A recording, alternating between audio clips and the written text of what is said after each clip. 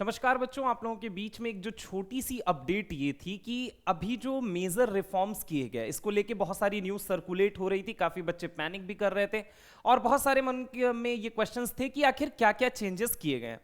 देखो बच्चों, हुआ क्या कि नीट 2025 का जो पेपर था वो एक्सट्रीमली अगर कहा जाए तो एक हायर एंड पे अगर देखा जाए तो वो टफर साइड था। ये बात सबको पता थी। इनफैक्ट बहुत सारे टीचर्स ने, बहुत सारे बच्चों ने इसके लिए आवाज भी उठाई, बहुत सारे यूट्यूब पे लोगों ने भी आवाज उठाई, जो फाइनली मिनिस्ट्री ऑफ एजुकेशन के पास जिनकी आवाज पहुंच गई, जिनकी बात पहुंच गई। फाइनली मिनिस्ट्री ऑफ एजुकेशन की तरफ से ये एक बहुत अहम फैसला लिया गया कि जो डॉक्टर विनीत जोशी हैं, जिनका मैंने नाम भी लिख रखा है, जो कि मिनिस्ट्री ऑफ हायर एजुकेशन के सेक्रेटरी हैं, उनके अंतर्गत एक कमेटी की डिजाइन करने की बात की गई। और कमेटी को बेसिकली किस बात के लिए डिजाइन करने की बात की गई, तो यह कहा गया कि इस बार चूंकि नीट 2025 का पेपर का जो डिफिकल्टी लेवल था वो थोड़ा सा हायर एंड पे होने की वजह से काफी सारे ऐसे बच्चे थे जो सेलेक्ट हो सकते थे, बट कहीं ना कहीं वो टाइम मैनेजमेंट की वजह से, कहीं ना कहीं वो थोड़ा सा पेपर के अंदर ऐसा जाके पैनिक कर गए बेचारे कि जो सेलेक्ट हो सकते थे वो भी मतलब रेस से बाहर हो गए। और ऐसा मैं पर्सनली मैं बताऊं कि लास्ट ईयर जब मैं पटना में पढ़ा रहा था, मेरे पास मेरी आंखों के सामने में बहुत ज्यादा नंबर तो नहीं बोलूंगा, ना कोई फेक नंबर बोलूंगा,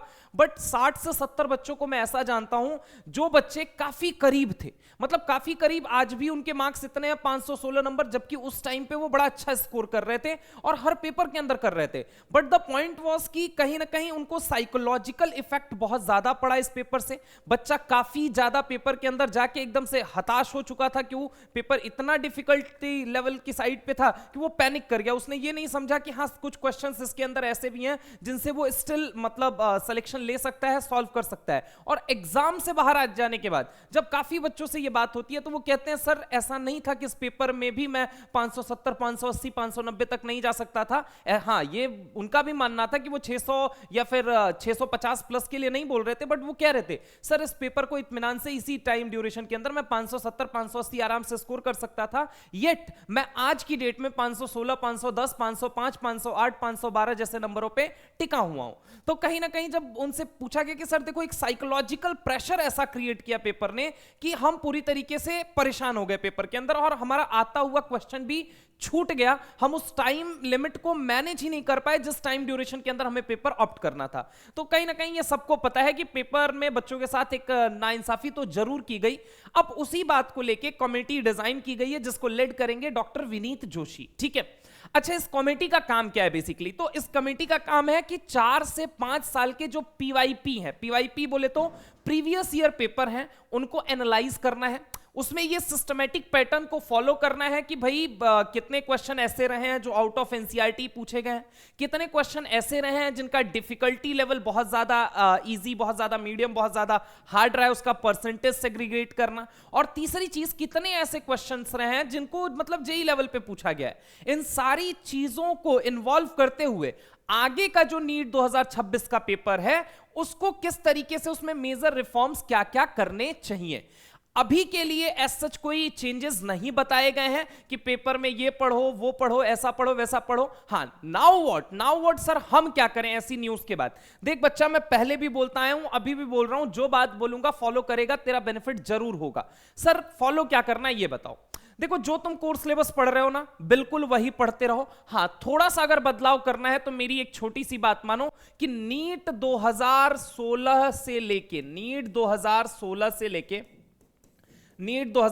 से लेके 2021 के सारे प्रीवियस ईयर पेपर्स को सॉल्व करते रहिए। क्वेश्चन ढूंढ ढूंढ के, उन्हें चुन चुन के सॉल्व करते रहिए, इनको मत छोड़िए। इनके अलावा मैं अगर आपसे बोलूं कि एम्स का जो आपका पेपर था, बेसिकली एम्स का paper specially in physics and chemistry, so that कि आप स्ट्रॉन्गर साइड पे जा सके, कंसेप्चुअली आप स्ट्रॉन्ग बन सकें, तो कोशिश कीजिए 2016 से लेके 2019 का जो प्रीवियस ईयर पेपर रहा है उसको पूरी तरीके से सॉल्व कर लिया जाए। Moving to inorganic chemistry and organic chemistry and physical chemistry, यानी कि मैं केमिस्ट्री की अगर मैं बात करूं, मैं आपसे एक रिक्वेस्ट जरूर करूंगा कि बेटा एआईपीएमटी का जो पेपर रहा है, एआईपीएमटी का पेपर खासकर आप मेटलर्जी, सॉलिड स्टेट और ये जो चैप्टर पॉलीमर्स, ये सब जो डिलीट हो चुके हैं इनको हटा दीजिए। ठीक है, इनके बाद की मैं बात करता हूं कि आप एआईपीएमटी के पेपर को लगभग 2000 आप मान के चलिए 8 से लेके 2012 तक के पेपर को स्पेशली इन केमिस्ट्री जरूर सॉल्व कीजिए।